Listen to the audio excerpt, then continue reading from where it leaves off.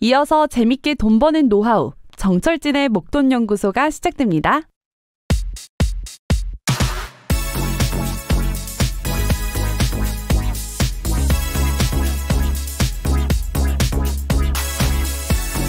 희망과 긍지를 무조건 버려야 하는 곳이 있다면 바로 주식판이다. 이 희망과 긍지, 우리가 살아가면서 가져야 할 덕목인데요. 하지만 주식 투자를 할 땐 피해야 한다고 합니다. 가령 희망은요, 이 어떤 상황을 내가 통제하는 게 아니죠. 그래서 주식 투자를 할 땐 희망보다는 의심이 더 필요합니다. 긍지도 마찬가지인데요.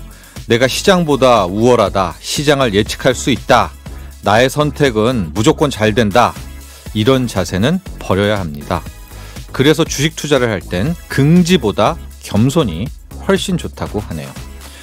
혹시 이 자신이 평소 자신감이 넘치고 내기를 하면 늘 이기는 승부사고 또 뭘 해도 어떻게든 잘 돼왔던 행운아라고 생각하십니까? 그렇다면 주식 투자할 때만큼은 진짜 조심할 필요가 있을 것 같습니다. 10월 3일 목돈연구소는 바로 이 곡으로 문을 열겠습니다. 이렇게 돼야 됩니다. 우리가 모두 김동률의 아이처럼. 네, 매일 오전 11시부터 12시 목돈연구소 함께하고 계시고요. 저는 소장 정철진입니다. 오늘 첫 곡으로 들으신 곡 김동률의 아이처럼이었었는데 정말 그렇습니다. 주식할 때는요, 우리가 평소에 이제 자신감, 자존감 막 이런 게 필요한데 유독 주식할 때는 그러면은 안 되고요.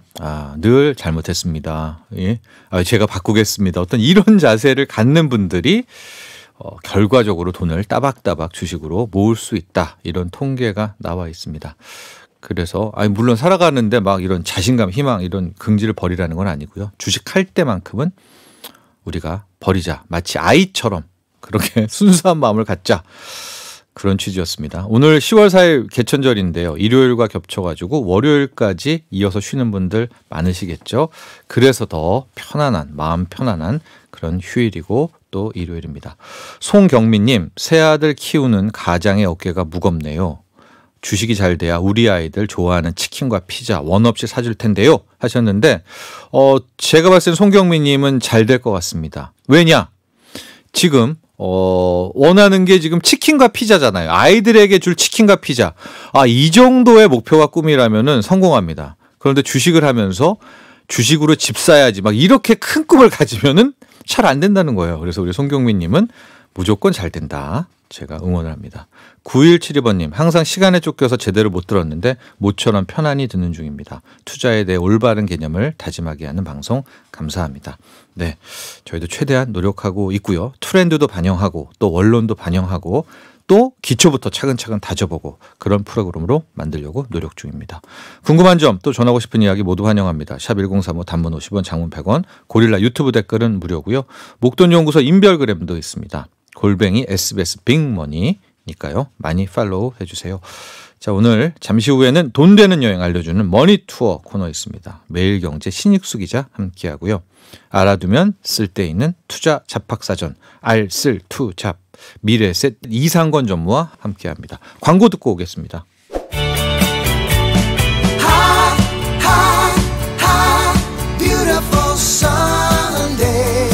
어디론가 떠나고 싶어지는 주말, 일요일엔 돈 버는 여행으로 모셔봅니다. 머니투어 투어 가이드 매일경제 신익수 기자 함께합니다.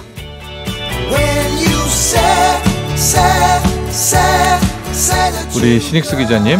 네, 안녕하십니까. 안녕하십니까. 네. 네. 완연한 가을입니다. 10월이 왔고요. 10월이 왔죠. 네네. 저도 이제 계절을 안 타거든요. 좋아하는 계절은 진짜 정말 좋아하는 계절은 겨울이에요. 겨울이긴 한데 네네. 그래도 좀 마음이 흔들린다. 가을이고 10월입니다. 소장님은 자주 흔들리시죠, 마음이. 네. 차트를 봐도 흔들리시고. 수시로 흔들리긴 하는데 네네. 그냥 쭉 흔들리는 건 가을이다. 특히 10월이다. 그렇죠. 그래서 떠날 수밖에 없습니다. 그럼요. 가을도 떠나야 되고요. 네. 그래서 오늘 우리 청취자 여러분들을 위해 가지고 제가 어떤 걸 가져왔냐면 가을에 고민되십니다. 네. 그러니까 단풍도 있고요. 그다음에 낙엽도 있고요. 네. 그다음에 이런 거 있거든요. 억새 갈 때 중에 요즘 핫한 거 핑크뮬리 있고. 네. 가을 하면 하늘을 나르는 그 액티비티가 있고. 이런 걸요. 제가 한 방에 해결할 수 있는 핫스포츠 떠나보겠습니다. 오늘. 그곳으로 가면 네. 다 됩니까? 다 됩니다. 한 방에 다 해결되는 핫스폿. 흔들리는 가을 남자들 가도 돼요. 다 가됩니다. 흔들리는 분들은 더더욱이나 이쪽으로 오셔야 됩니다. 어디냐면 네. 경상남도 하고요. 경남도까지. 남도까지 나갑니다. 네. 오늘 소장님 좋아하시는 그 장거리 여행. 네, 멀리 가야 돼요. 그럼요. 그리고 하동입니다. 하동. 야, 섬진강변을 쫙 바라보면서 멋진 그 곳이죠. 들판, 네. 그 외 소설 토지. 네. 박경리 선생님의 토지에 나왔던 그 들판을 또 바라보며 네, 섬진강을 바라보면서 낭만을 느낄 수 있는 곳. 네. 여기 다 있어요. 네. 거기가 어디냐면 네. 하동 중에서도 포인트가 있습니다. 이 가을에 찾아가야 되는 포인트. 어디요? 10월에 정말 놀라운 곳인데 네. 간이역 하나를 찾아가겠습니다. 간이역. 이름이 네. 이름이 북천입니다. 하동인데 하동 북천? 그렇죠. 하동 북천. 제가 여기서 열심히 또 떠들면 우리 청취자 여러분들 중에 잘 듣고 난 뒤에 네. 서울의 북촌으로 가신 다음에 네. 저보고 왜 이런 데가 없냐고 따지십니다. 네. 절대 아니고요. 왜 레일바이크 없냐? 그렇죠. 네. 경상남도 하동의 북천이구나. 북천역. 북천. 천과 천의 차이가 엄청난 걸 좌우한다. 네. 여기 가시면 북천역 가을에 정말 정말 핫스폿인데 시그니처 핫스폿 어디가 있냐면 역의 역사에 딱 나오자마자 네. 지금 우리 그 또 유튜브 제가 늘 말씀드리지만 시사교양 라디오 네. 구독 좋아요는 꼭 눌러주시고요. 그럼 저 화면을 딱 볼 수가 있잖아요. 잠깐만요. 저 북천역은 지금 네. 그냥 운영은 안 하죠. 그렇죠. 저기 간이역이기 때문에 네. 저기 있는 열차가 다니지 않습니다만 네. 저기를 테마 열차를 하나 갖다 놨죠. 원래 다니지 않는 열차인데 저기 즐기는 방법이 따로 있어요. 제가 조금 이따 설명을 드리고 알았어요. 북천역에 나가면 저런 모습이 낭만적이잖아요. 파란 하늘이 펼쳐져 있고요. 네. 옆쪽으로 저 하동이라고 네. 히읗 디귿 오 이응으로 저렇게 표현해 놓은 조형물이 있으니까 네. 인증샷 하나 찍고요. 아니 멋지긴 한데 없을 것 같죠. 현재까지는 좀 여기는 예. 딱 나오자마자 포인트고요. 네. 옆쪽으로 싹 돌아보잖아요. 네. 돌아보는 순간 난리가 납니다. 지금 저 장면 있죠. 코스모스가 한들한들 피어 있고요. 저 뒤쪽으로 깜장 색깔 증기열차 보이시죠? 예. 저기 기다리고 있습니다. 그리고 저기가 코스모스만 있는 게 아니죠. 네. 코스모스 말고요. 네. 요즘에 핫한 거. 그게 바로 핑크 뮬리라 부르는 핑크 뮬리.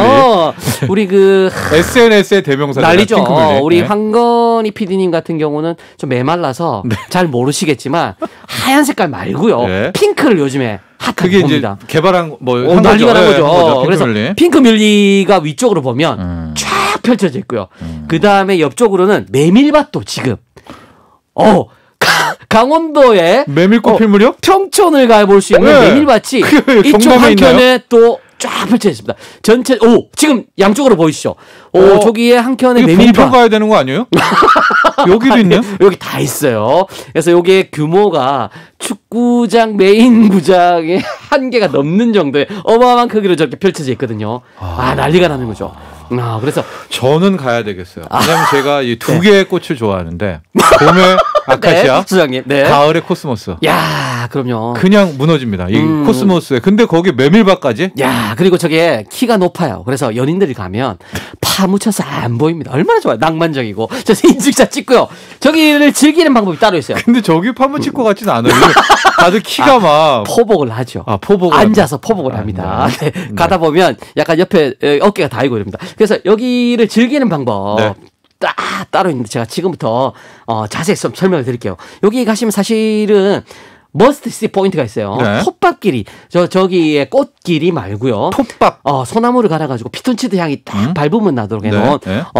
저 톱밥 길이 있고요. 그 다음에 희귀박 터널이라고 있어요. 요거는 사실은 핑크 뮬리 밭으로 가면 전국에 포인트들이 많고 경주에 가도 첨성대 앞쪽으로 핑크 뮬리가 있고요. 서울 경기도권으로 가면 양주에도 핑크 뮬리 밭이 있는데 여기 희한하게도 호박들이 자라요. 그래가지고 호박 터널을 만들었습니다. 희귀박 터널. 네. 여기가 한 500m 정도 되는 희귀박 터널이 길게 있으니까 네. 요거도 한번 보시고요. 그 다음에 진짜 즐기는 법은 여기 있습니다. 아까 우리 소장님께서 잠깐 힌트 주셨는데 레일바이크. 네. 가을 바람 맞으면서 선로 위를 달리는 자전거를 타는 거죠. 좋죠. 근데 여기에 질주하는 법이 또 더 재밌어요. 왜냐면 아까 우리 깜장색 증기열차 봤잖아요. 네네. 여기에 하동의 북천역에서 양복역이라는 곳까지 한 5km 정도가 되는데 네. 여기를 증기열차를 타고 달립니다.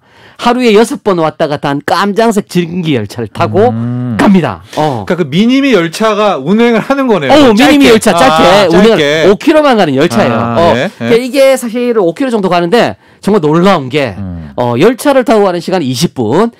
레일바이크로 컴백을 합니다. 다시 갈 때는 풍경 열차, 올 때는 레일바이크 컴백인데 네. 올 때 레일바이크 타고 자전거 페달 밟아서 오는 시간 15분. 열차가 더 느린 거죠. 그러니까 그 열차를 상상해 보면 돼요. 이게 어떤 거냐면 그 느낌 있죠. 그 가을 하늘에 딱 구름 정도의 빠르기 있잖아요. 네. 요걸로 따라서 선로 위를 딱 풍경 열차. 네.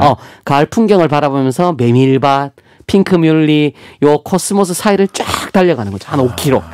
그리고 올 때는 가을 바람을 맞으면서 레일바이크를 타고 컴백을 하는 그 느낌. 연인들이 갈 때 기차 안에서 네. 고백을 하는 거죠. 사랑을 나누고요. 네, 그런 다음에 고백을 받아줬다. 올 때는 다 같이 레일바이크를 탄다. 그럼요. 이게 좋은데요? 네? 근데 안 받아주면요. 그러니까 안 받아주면 큰일 나는 거죠. 네. 지금 풍경열차의 저 모습이 네. 앙증맞게 나와 있죠. 사실 모양은 전기열차입니다만은 네. 저게 증기로 가는 건 아니고 신식입니다. 최신식이니까. 그러나 그 뿅뿅은 나오죠. 뿅뿅은 나오죠. 뿅뿅 쫙 나옵니다. 그럼요. 네. 그리고 저걸 타고 간 뒤에 컴백할 때 우리가 레일바이크 탄다 그랬잖아요. 네. 연인들끼리 사랑 고백을 나눴다고 남자친구가 멋있게 레일바이크 내가 지칠게. 자기는 옆자리에 앉아만 있어. 이러면서 네. 페달을 지칩니다. 네. 근데 주의사항이 있습니다. 여기서 주의사항. 네. 이게 타는 코스가 정말 재밌는데 일단 출발을 하잖아요. 그러면 저 화면에 나와 있는 터널을 일단 지납니다. 터널. 네. 좋은데요, 저기까지? 저기 좋아요. 터널 좋아요. 좋아요. 사랑을 나눈 다음에 네. 터널 안이 깜깜하잖아요. 네. 그리고 은은한 조명이 쫙 펼쳐집니다. 예. 그래서 손을 딱 아름답게 잡아주시고 네. 무드 있는 멘트를 날리시면서 네. 어깨 동무도 하고 네. 약간의 스킨십을 할 수 있는 공간이 허용이 되는 거죠. 그게 터널이죠. 그 터널인데 저게 또 재밌는 게 전국에 있는 레일바이크 터널 중에 가장 깁니다. 1km 넘어요. 얼마나 이게 1km가 넘어요. 1km 넘어요? 어마어마해요. 길이가 굉장히 길다 보시면 되고 네. 저게 기니까 천천히 가잖아요. 네. 지치면서 네. 근데 여기서 나올 때부터 주의를 해야 된다. 왜냐하면 저게 레일바이크가 돌아올 때 컴백 시간이 네. 15분이라 그랬잖아요. 빠르네요. 저 안쪽에 무드 있게 저렇게 은은한 빛을 받으면서 사랑을 속삭이면서 자기가 사랑해를 하면 가잖아요. 네. 가는데 나오자마자부터 내리막 구간입니다. 근데 저기 지금 저 알프스 하동 오른쪽에 딱 보이죠 벽면으로 네. 저 그래프티를 지나자마자부터 내리막 쏘는데 저기가 영상으로 보통 이렇게 낭만적으로 다 영상 유튜브 같은데 보면 이렇게 올라와 있는데 네. 저기서 어떤 소리가 들리냐면 자기야 브레이크 이 소리가 들려요. 항상 난리가 나는 거죠. 그래서 저걸 타실 때. 네. 진행 요원 분이 처음에 설명을 해줍니다. 남자친구한테. 네. 오른쪽 허벅지 앞쪽, 옆쪽으로 네. 브레이크가 있으니까 땡기시라. 빨라집니다. 네. 놀라지 마시고 땡기셔라. 저 옆에 낙서 그래피티 보자마자 땡겨라. 땡기면서 준비를 하셔야 돼요. 아. 그걸 놓치시면 헤어집니다. 난리가 나는 거죠. 자기고 뭐고 없는 거죠. 네, 그래서 조심스럽게 주의를 하고 타고 나오시면 이곳은 꼭 연인들을 알아야 되겠습니다. 또 이게 우리가 지금 남성 위주로 했지만 그렇죠. 여성분이 내가 운전할 수 있어요. 맞아요. 네. 그럼요. 그리고 다 타고 난 뒤에 네. 보너스 있어. 보너스. 네. 바람개비. 가을에 바람개비하고 사진 있죠. 사진. 네. 사진 찍은 거 무료로. 무료로 줍니다. 무료로. 공짜로 주니까 네. 요거도 딱 찍어서 같이 오시면 되는 거죠. 여러분들 네. 갈 때는 이 하동 북천역에서 증기기관차 네. 미니미 증기기관차를 타고 가고요. 올 때는 네. 레일바이크입니다. 오는 방법이 없어요. 레일바이크 탈 수밖에 없어요. 1kg의 터널을 지나시고요. 그럼요. 나오자마자 브레이크 준비하시고 네. 나오시면 되겠습니다. 그다음 어디 가요? 그다음에 여기에 재밌는 게 하동 북천역 주변으로 요거 납니다. 요게 뭐냐면 특이한 작물인데 원래 섬진강역 주변으로 봄에 드셔야 될 게 봄에 그 굴 있죠. 굴. 네. 벗굴이라고 부르는 게 있어요. 네. 엄청나게 큰 우리 정철진 소장님 얼굴만한 굴이 있고요. 그게 벗굴이라 불러요. 하동 섬진강변 사이즈 주변으로 엄청 큰 거. 엄청 크죠. 네. 얼굴만한 거. 네. 그걸로 한 개로 전을 부쳐 먹죠. 근데 여기는 희한하게도 또 큰 게 있어요. 뭐가 있냐면 호박인데 어마어마하게 큽니다. 슈퍼 호박이라고 불리는 거.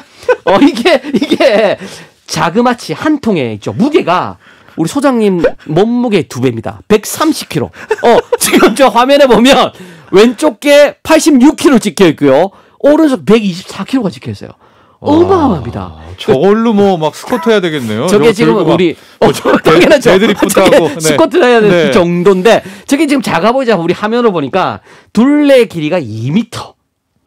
일반 호박의 20배 크기다.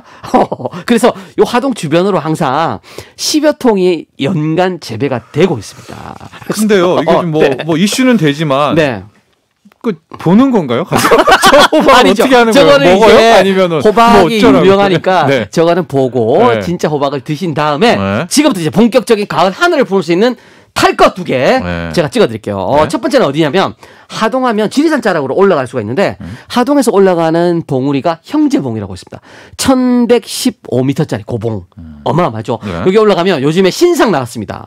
준공이된 게 네. 올해 5월이에요. 뭐가 있냐면 신선대라고 요 일대가 신선대라 불리는데 여기에 구름다리 생겼습니다. 구름다리.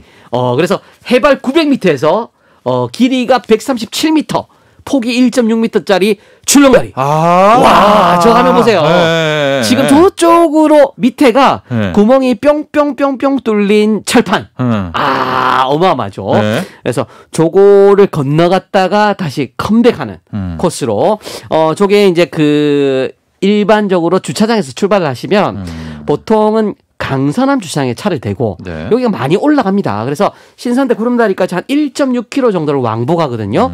그래서 1시간 반 코스로 편하게 다녀올 수 있으니까. 근데 요즘 지자체에서 지금 네. 저 우리 하동의 신선대 구름다리 같이 네. 저런 다리를 야, 난리예요. 곳곳에 많이 출렁다리 유행이죠. 대유행이죠. 트렌드죠. 네, 트렌드죠. 그래서 그 춘천 쪽으로 가거나 네. 아니면 뭐 파주 쪽으로 가도 네. 가막산에도 출렁다리가 생겼고 네. 뭐 다양하게 강이나 호수가 생긴 곳 위로도 또 출렁다리 놓고. 우리 신수기야 여기 이 신선대 구름다리는 어떻습니까?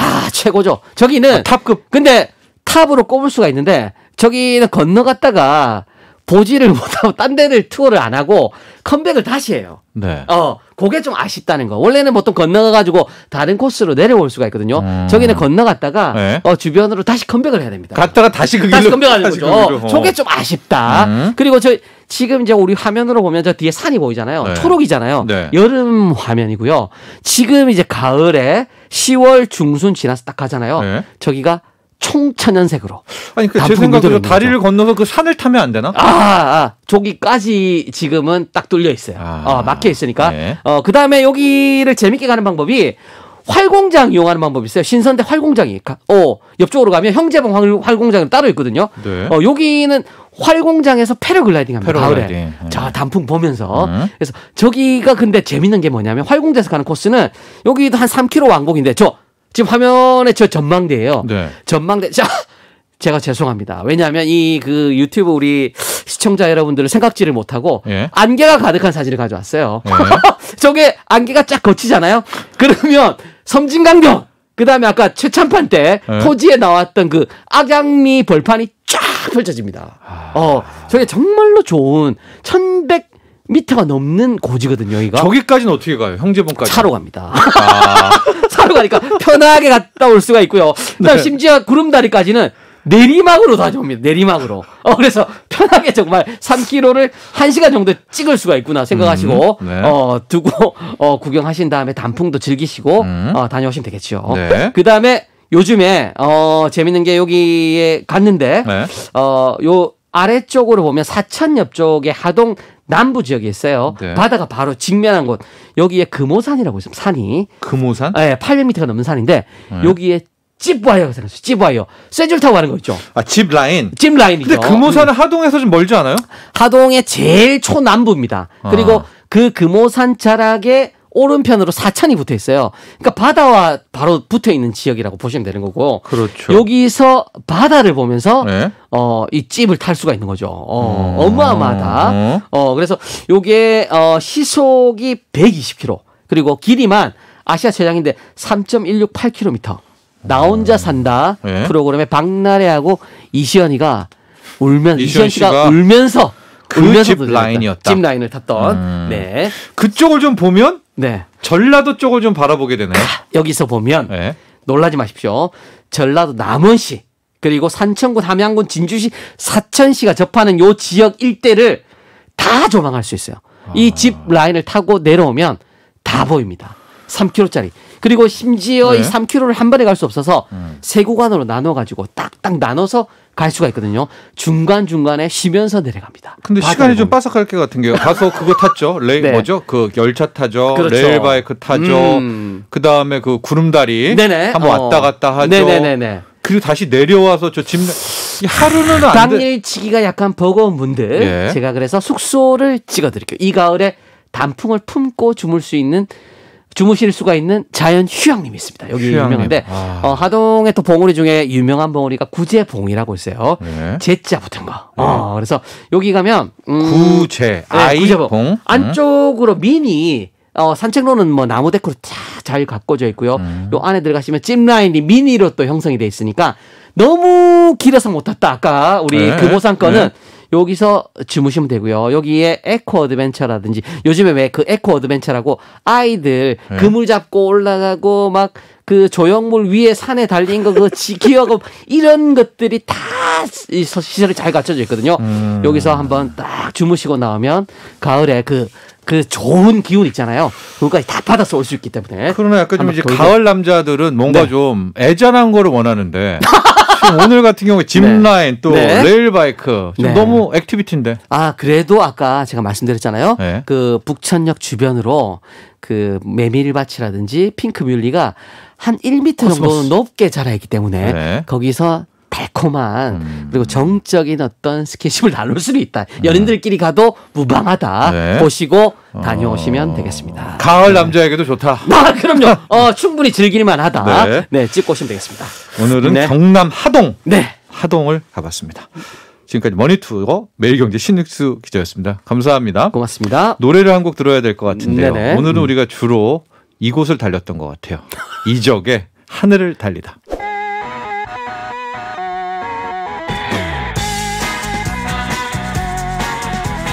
투자를 할 때도요. 이런저런 다양한 지식이 많은 도움이 됩니다. 알아두면 언젠가는 쓸데있는 투자 잡학사전 알쓸투잡 미래에셋 이상권 전무와 함께합니다.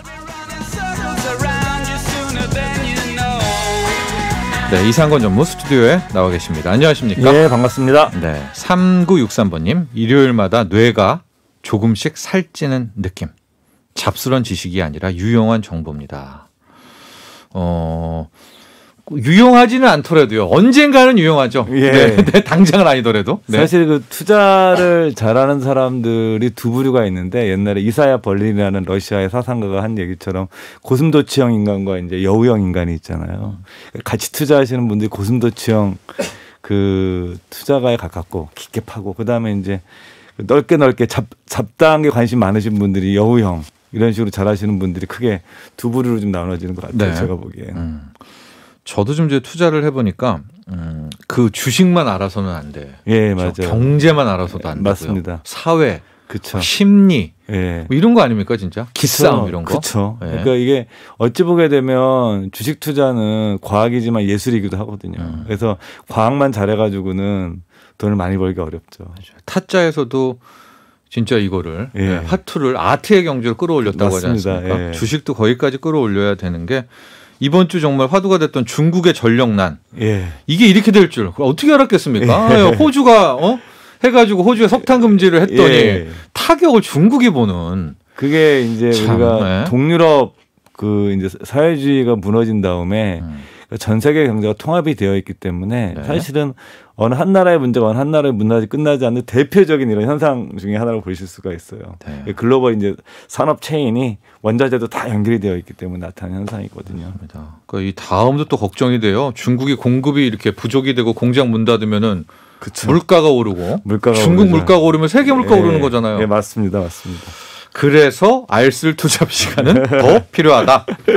오늘은 어떤 얘기인가요? 오늘은 이제 그리스 신화 중에 가장 유명한 모험가이자 탐험가의 오디세우스, 뭐 오디세이아라고도 부르는데 오늘 오디세우스라고 얘기를 했습니다. 예. 오디세우스와 세이렌, 우리 사이렌은 말의 원형이죠. 그리스 신화의 노래를 부르는 마녀들을 얘기를 하는데 이들과 투자 얘기를 같이 해보려고 합니다. 오디세이아, 호메로스 시의 남자 주인공. 그렇죠. 그다음에 세이렌, 여자 자매들이잖아요. 예, 그 자매들이죠. 이것과 투자? 예. 이게 어떻게 이어지나요? 그래서 먼저 그 이야기하기 전에 그러니까 이제 오디세이아가 세이렌을 지금 만나는 얘기부터 여러분들하고 해보려고 그러는데 네. 트로이 전쟁 유명하잖아요. 트로이 전쟁 끝나고 나서 고향 이타카로 돌아가던 중에 한 부족의 공격을 받아가지고 배도 잃고 부하도 많이 잃고서 키르케 섬에 도착하게 됩니다. 그러니까 낯선 섬에 도착을 했었으니까 정찰대를 보냈는데 거기에는 커다란 건물과 맹수들, 그다음에 아리따운 여성이 있었던 거예요. 네. 이 여성이 그 유명한 키르케 마녀입니다. 키르케라고 해서 이게 뭐 제품 이름에도 나와요. 키르케라는 게. 네. 그래서 이제 키르케는 약초를 이용해 가지고 그 오디세우스 부하들을 유혹해 가지고 돼지를 만들어 버리고 가둬 버리죠.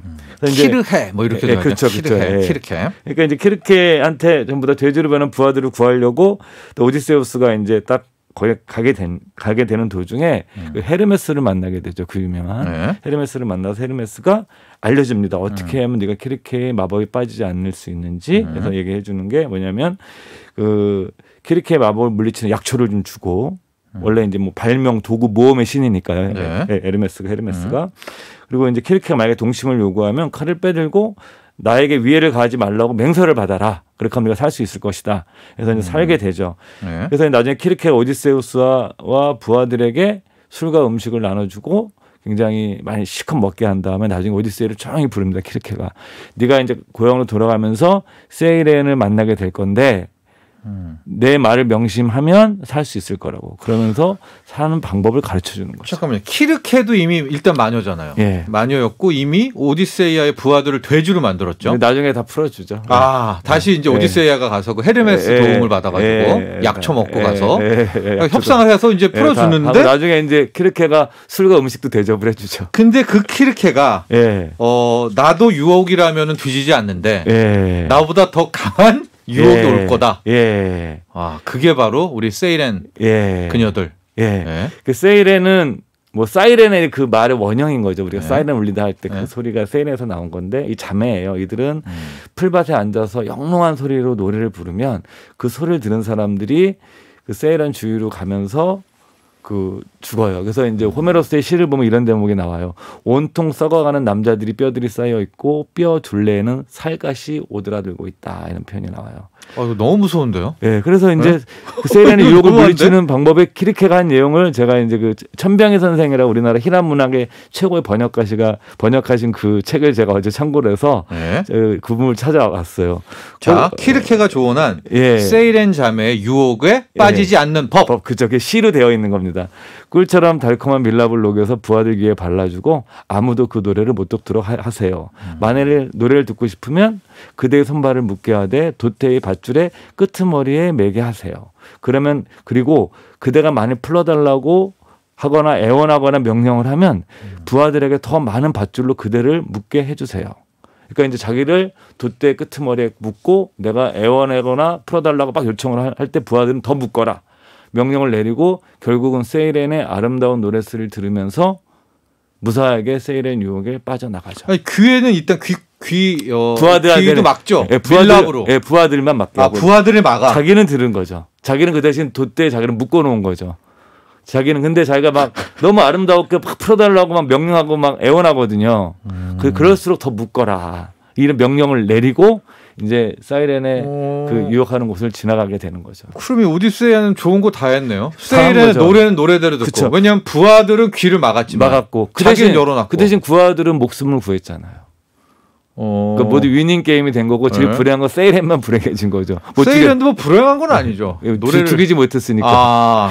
유혹에 실패했으니까. 죽이지 못했으니까. 그래서 나를 묶어라 돛대. 그리고 내가 더 막 흥분할 때 유혹에 더 빠져들려고 할 때 나를 더 묶어라라고 이제 그 명령을 내리게 되는 거죠. 네. 자, 여기까지가 오디세우스 그 유명한 그다음에 키르의 마녀 세이렌 자매까지의 이야기인데 이게 이제 왜 이거 얘기를 왜 한 거죠? 이게 이제 행동 재무학, 그러니까 이제 우리 투자 재무적 행위와 경제학을 결합한 그 행동 재무학에서 가장 많이 인용되는 신화가 바로 오디세우스 신화입니다. 이게 왜 이들이 이제 학자들이 이 분야 신화를 하냐면 자기들 사람들이 저축을 하고 투자하는 결과들 계속 분석을 해봤더니 결국은 가장 저축을 잘하고 투자를 잘하는 사람이 누구냐? 그 비결 중에 하나가 오디세우스처럼 자기를 묶어놓고 강제로 저축할 수밖에 없게끔 강제로 투자할 수밖에 없게끔 하는 방식으로 하는 사람들이 결국에는 투자를 제일 많이 하더라. 어르신의 말씀 저축부터 하고 해라. 예. 써라. 예. 그러니까 우리가 지난 시간에 제가 재테크와 예. 다이어트에 대해서 같이 얘기했던 그때도 그랬잖아요. 인간의 이 본성에는 소비가 맞는 거지 저축에 투자가 맞지 않기 때문에 네. 인간의 자발성의 기초에서 저축액과 투자액을 늘리는 것이 굉장히 어렵다라는 거예요. 네. 그러니까 실제로 그 행동 그 재무학자들이 연구를 해봐도 그 저축을 증액시키는 효과 중에서 가장 강력하고 좋은 방법은 돈을 빼기 어려운 곳에 강제적으로 저축할 수 있게끔 하는 방식을 취했을 때 네. 그것이 가장 좋은 방법이더라라는 연구 결과가 나온 거죠. 그래서 그거를 뭐 미국 같은 경우에는 미국 정부에서도 그 안을 채택을 하게 됩니다. 그게 미국 퇴직연금 같은데 자동으로 증액할 수 있는 디폴트 옵션을 선택하게 되면 그 퇴직연금에 계속 증액이 되거든요. 우리나라 좀 제도가 다르기 때문에 예. 그렇게 되면 내가 계속 강제 저축을 늘려가는 효과가 있거든요. 이런 아이디어를 미국 정부도 수용을 했고 이 아이디어에 대한 공로로 리처드 탈러 교수가 그 노벨 경제학상을 받게 되는 거죠. 자, 강제 저축, 예. 강제 투자. 예. 근데 이거를 어떻게 하나? 그러니까 대표적으로 여러분들이 하고 계신 게 뭐냐면 부하가 있었기 때문에 뭐 귀도 막고 해줬지만 예. 나는 어떡합니까? 대표적인 게 여러분들 국민연금 같은 것도 강제 저축이에요. 그러니까 내가 내 급여의 1년치의 12분의 1을 네. 그러니까 아니 12분의 1이 아니라 국민연금 같은 경우는 월 9%를 여러분들이 급여의 월 9%를 저축하고 계시죠. 월 9%를. 그중에 회사를 다니시는 분들은 4.5를 내니까 내가 4.5만 내고 9%를 저축하는 굉장히 강력한 강제저축 수단이죠. 이거. 예. 두 번째가 이제 퇴직연금 같은 경우. 그것도 이제 바로 월급에서 떼고 주니까. 내가 난 모르지만 저축이 되고 있는 거예요. 그 퇴직연금 같은 경우 쉽게 생각하시면 여러분들은 급여의 12분의 1이거든요. 한 달치 월급 자체가 1년 동안 쌓이는 거예요. 우리 쉽게 생각하시면 그러면 우리가 1년 동안 국민연금하고 연금 우리가 퇴직연금만 하더라도 여러분들이 셀러리맨 분은 전체 급여의 한 17% 전체 매년 저축하고 계신 거예요. 생각보다 굉장히 많아요. 그렇네요. 근데 많은 분들이 퇴직연금 같은 거 제가 뭘 가입했는지 어떤 제도에 가입했는지 어떻게 운용하는지에 대해서 관심이 많으신 분들이 굉장히 적어요. 그리고 처음에 가입한 상품 그대로 그냥 회사에서 하라는 대로 했어 그냥. 그리고 신경 안 쓰고 계신 분들이 많은데 이분들 같은 경우에는 매년 한 달치 월급이 자동으로 강제저축되고 있는 거에 투자가 되고 있거나 이런 것도 확인하셔야 되고 또 뭐 있습니까? 뭐 대표적으로 이제 연금저축계좌와 개인퇴직계좌라서 많이들 하시잖아요. 연말정산 받으시려고 한 700만 원까지 세액공제 받을 수 있으니까 이것도 10년 이상 불입하지 않으면 토해내죠. 공제 받는 거. 기타 소득세를 내야 되기 때문에 세금 다 토해내기 때문에 이거 10년 동안 나를 강제하는 효과가 있어요. 그다음에 이제 뭐 ISA 개인퇴직계좌 개인종합자산관리계좌 이건 많이 말씀드렸었거든데 요즘 요거 되게 이제 정부에서도 많이 하고 있고 이것도 뭐 3년 이상 무조건 유지해야 되니까 안 하면 내가 세금 다 발생한 이자나 배당소득세 내야 되니까 이런 식으로 정부가 세금으로 강제적으로 만들어놨거나 아니면 내 월급에서 퇴직연금처럼 자동으로 떼어나가는 것들에 대해서 관심을 갖고 냅두지 말고 저는 그런 말씀 드리거든요. 잠자는 퇴직연금은 깨워야 된다.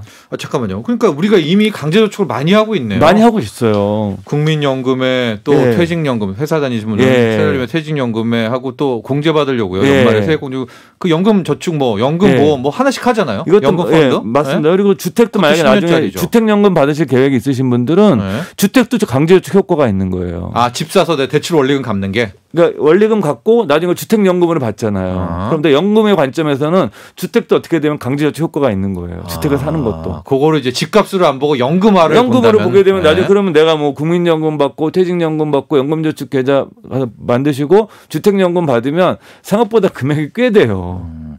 그런데 오늘 이상권 전무께서는 이 모든 것 중에서 유독 우리 셀러리맨 분들 퇴직연금은 강제저축은 하기는 하나 제대로 못하고 있다? 이게 제가 2002년도가 아니라 최근 몇 년 전에 그 행동 제목으로 그 노벨 경제학상 받은 리처드 탈러 교수가 이제 한국 언론과 그 넛질한 책으로 유명하죠. 네. 이분이 인터뷰를 했었을 때 당신이 보기에 가장 중요한 게 뭐냐 의사결정에서 어떤 걸 할 때 이 양반이 그 얘기를 합니다. 첫 번째도 초기값, 두 번째도 초기값, 세 번째도 초기값이다. 처음에 세팅을 어떻게 하냐가 굉장히 중요하다. 왜? 초기값? 네, 초기값이죠. 네. 디폴트 옵션. 우리 컴퓨터 같은 경우 디폴트 옵션 설정 안 네. 됐으면 명령을 계속 넣어야 되잖아요. 그러니까 초기값으로 자동으로 뜨게 만들어 놓은 거 아닙니까? 그래서 네. 초기값을 어떻게 설정하냐 가장 중요하다. 왜?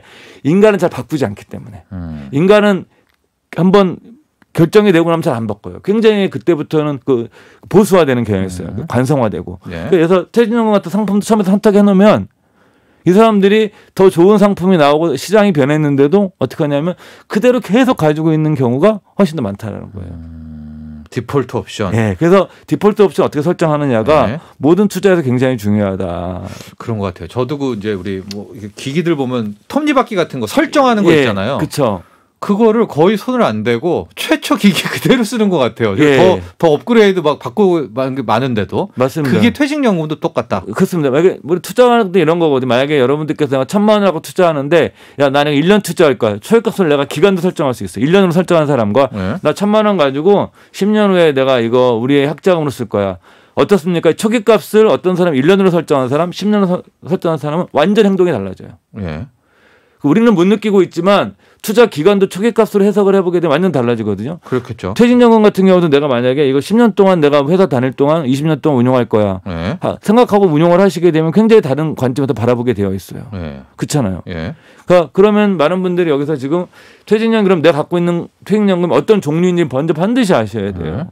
많은 분들이 그냥 의외로 모르는 자기가 어떤 퇴직연금 가입하셨는지 아예 그 자체도 모르시는 분들이 꽤 많아요. DB, DC 또 이런 거죠. 그쵸. 확정 기업, 예, 확정 급여. 예. 예. 근데 내가 우리 회사가 DB형이야. 예를 들어서 그냥 회사에서 알아서 해주는 거예요. 예. 근데 DB형인데 우리 회사는 매년 월급이 안 올라. 예. 이런 분들은 DB형을 유지할 필요가 별로 없어요. 왜냐하면 DB형의 가장 좋은 점은 뭐냐면 회사가 매년 물가 상승하는 만큼 월급을 올려줘야 돼요. 예. 그래야 돼 화폐 가치가 지켜지는 거거든요. 만약에 물가는 계속 오르는데 우리 회사에서 월급을 계속 올려주지 않는다. 물가 상승하는 만큼 올려주지 않는다. 그렇게 되면 나중에 쓸 노후 자금의 가치는 어떻게 되는 거예요? 계속 떨어지는 거예요. 네. 이런 분들은 DC형 투자 쪽으로 옮겨가지고 본인이 좀 노력해야 돼요. 본인이 노력해서 더 네. 수익을 올리려고 노력하셔야 되고 뭐 저희 회사 같은 경우는 투자회사니까 아예 처음부터 DC형이거든요. 그냥. 네. 그러니까 니들이 알아서 운영해라 이거거든요. 근데 이런 종류도 아셔야 되고 그다음에 내가 가입한 그 초기에 어떤 상품이 좀 선택되어 있는지 네. 이런 것도 아셔야 되고 이것저것도 다 모르겠다. 그러면 또 대안이 있어요. 그건 제가 나중에 한번 그 자동 항법 장치에 가까운 상품들을 이용하는 것이 요즘 유행하는 TDF 같은 거죠. 그렇죠. 타겟 데이트 펀드 같은 네. 건 내가 알아서 얘가 뭐 주식 비중도 줄여주고 나이를 먹어가게 되면 이런 식으로 그러니까 스스로 자동 항법을 해나가는 장치. 그러니까 이쪽 내비게이터를 장착해서 상품을 선택하시면 되는 거거든요. 네. 실제로 그런 상품도 성과가 나쁘지가 않거든요. 저도 이게 좀 젊은 친구들이 DC형 선택하면서 막 네. ETF도 좋죠. 해외 ETF도 고르고 이런 분들도 봤는데 네. 많지는 않고 네. 아직까지 우리나라 퇴직연금 시장에서 예, 그래도 좀 굉장히 최근에 많아지고 있고요. 많아지고 있나요? 예, 네. 많아지고 있습니다. 저는 오늘도 제가 오디세우스 신화를 그 여러분들에게 들려 준비한 이유 중에 하나는 네. 투자나 저축할 때는 여러분들을 의심하시라는 거예요. 자기를 과잉 확신하는 사람들은요, 인간은 과잉 확신하게 되어 있어요. 그리고 대다수 사람들은 자기가 다 똑똑하다고 생각을 해요. 네.